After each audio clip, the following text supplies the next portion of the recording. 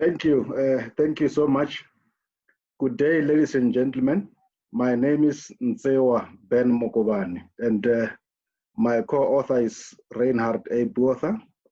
Today, we will share with you our paper titled, Does Ubuntu Influence Social Engineering Susceptibility? The purpose of this paper is not to provide empirical evidence as to the relationship between Ubuntu and social engineering. However, it's only to explore the conceptual relationship between the two. Our presentation is structured in the following. We will first look at Ubuntu, and then we will then look at social engineering, and lastly, we'll look at both Ubuntu and social engineering vulnerability. Now, the question is, what is Ubuntu? Ladies and gentlemen, Ubuntu is a set of values. Ubuntu is a way of life. People choose to live Ubuntu, while some people live Ubuntu values because these values seem to represent humanity. And then the question is, what are these values, which are so important, which are so precious that people deliberately choose to live them, while other people live them out of believing in humanity? The values include compassion, they include humanistic orientation, human dignity, collective unity, respect, group solidarity, and conformity. If, ladies and gentlemen, you also live, some of these values, you must know that you are actually living Ubuntu, even if you do not pronounce it. People in nature are social beings. People love, to live values such as what we have just mentioned here. And today, internet has enabled people to extend friendships, even social networks beyond the imaginable levels. People live Ubuntu in so many ways. They live Ubuntu in one way or another. So through internet, we are able to have these virtual communities. We are able to have friends that we have never seen before. We are able to form all these so many social relationships that people would love to have in life as that fulfills. Now, how do we then bring this Ubuntu? How do we see the Ubuntu in the actual behavior of people? We would like to explain the behavior or the showing of Ubuntu in people's behavior through Adson's theory of planned behavior. If you look at what Adson is saying about the planned behavior, it's been determined through three factors. You have attitude, subjective norms, and perceived behavioral controls. These factors would actually lead to the actual behavior as and when a specific human being believes that, yes, I can execute this particular behavior because of various reasons. But I want to take you to this section here, where now we talk about the beliefs about the outcome of behavior and Ubuntu.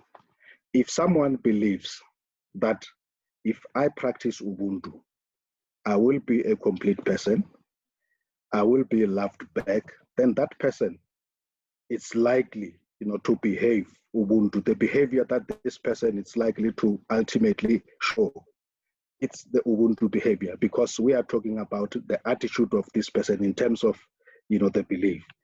If someone, for instance, believes that living Ubuntu brings joy, it brings fulfillment, it brings completeness to me as a social being, then this person will ultimately behave in an Ubuntu manner, will show up the values that we have just discussed earlier.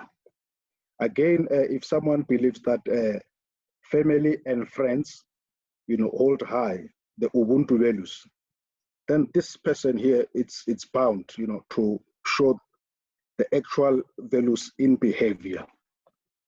And if someone has the ability and the control to show this behavior that we're talking about, the Ubuntu, then a person will say, I will live Ubuntu because it completes me as a social being and it makes me acceptable in the society.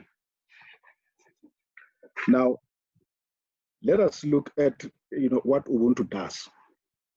Ubuntu is the basis of beliefs in people. And these beliefs here tend to translate into emotions, and sometimes these beliefs here tend to inhibit rational thinking in the process. And as a result, we see these particular behaviors coming out, all stemming from Ubuntu here. So in other words, what we are demonstrating here is the Ubuntu really affects the actual behavior at the end of the process of responding to particular stimulus in the environment. Let's also look at the other things or other factors that influence the behavior or catalyzes the behavior. When people live Ubuntu values, they form social bonds, because we are talking about the values that make you a social being, the values that encourages, the values that ingrain your social being as a human being. Now, if you combine that with the traits that biological people have, and the biases that come as a result of the beliefs coming from values of Ubuntu, coming from the philosophy of Ubuntu here, we can see that one would always bring about a behavior that shows or displays the values of Ubuntu. One would always want to be seen by society, by friends, by associates, to be showing that I'm living Ubuntu. In other words,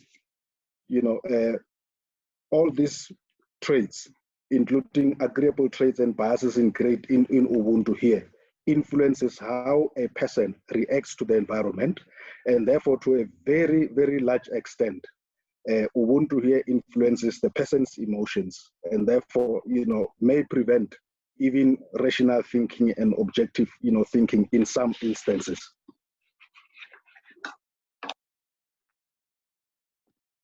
Now, as we have indicated, what we wanted to show here is how does this then expose, or how does it then relate to social engineering? And then let's first here take a look at what social engineering does, and then we'll then bring the two together. Social engineering, as we all know, it's a manipulation of people's natural human tendency to trust. And we have seen what values of Ubuntu do to a person. If you live Ubuntu, then you become a particular person in terms of behavior and so on.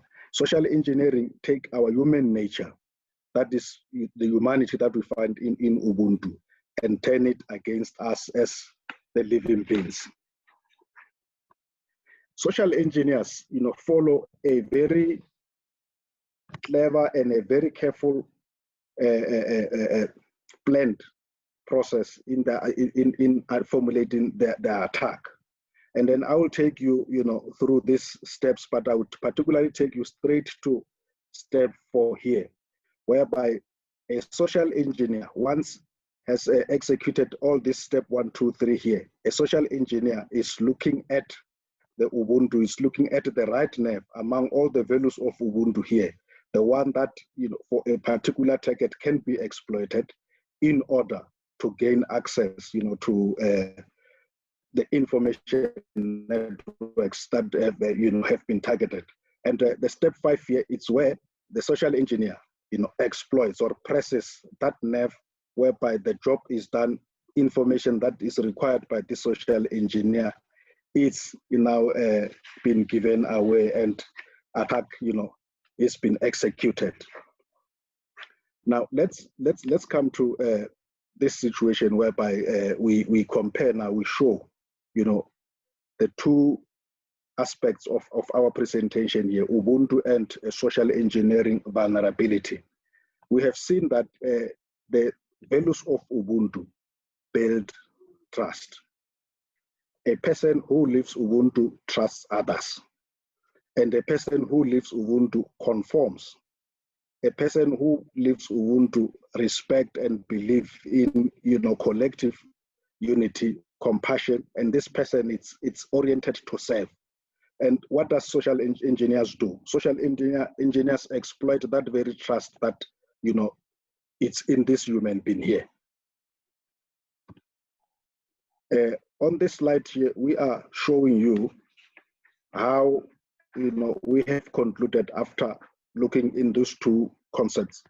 And we are saying, based on the literature that we have reviewed, based on the work that we have done, we have unpacked these concepts, and we found that Ubuntu disarms the victim, and the social engineer walks straight, into obtaining the information they require to breach the targeted information networks. In other words, we have, we are suggesting here that if we want to counter social engineering, among other things, what must happen is the security awareness, training, and education should disrupt the access by the social engineer in the victim's Ubuntu.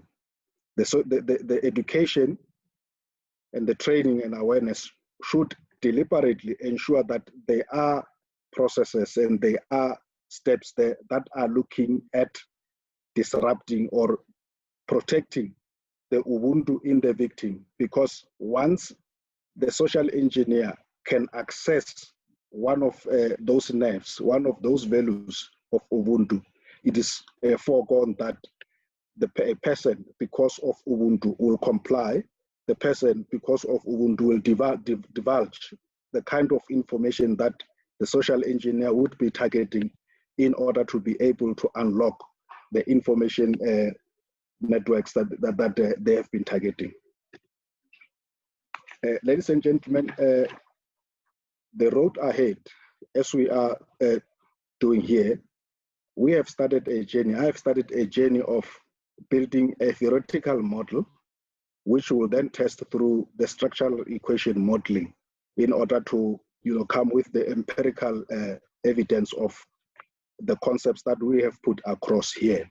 And I'm looking forward to, and I'm also appreciate and welcome ideas in this respect. Thank you so much.